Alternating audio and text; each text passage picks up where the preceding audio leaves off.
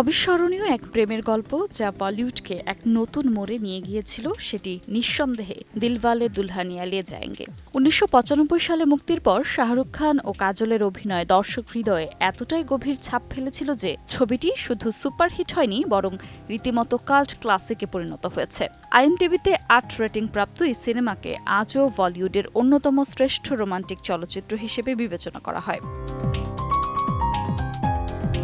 এত বছর পরেও দর্শকদের মনে একটাই প্রশ্ন, ডিডিএলজে কি ফিরে আসবে?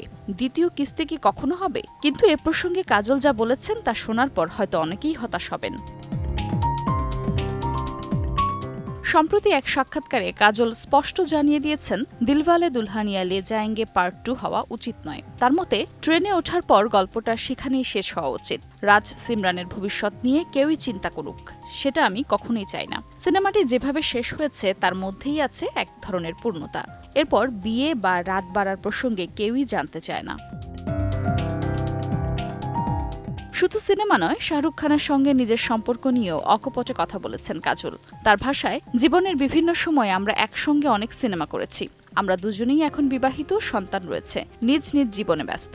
তবে বন্ধুত্বটা অটুট থেকেছে। আমরা একে অপরকে বড় হতে দেখেছি, জীবনের পরিবর্তনগুলো একসঙ্গে অনুভব করেছি। একই কথোপকথনের এক পর্যায়ে বলিউড পরিচালক করণ জোহরকে নিয়েও উচ্ছ্বসিত প্রশংসা করেন কাজল। তার মতে, এই সময় বন্ধুত্ব টিকিয়ে রাখা সহজ নয়, কিন্তু করণ বহু মানুষের সঙ্গে আন্তরিক সম্পর্ক বজায় রেখেছেন, যা সত্যিই অনন্য।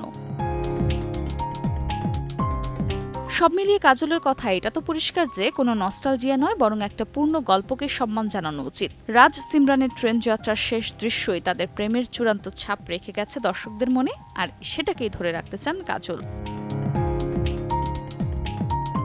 আফরোজা মৌটুসী, সময় সংবাদ।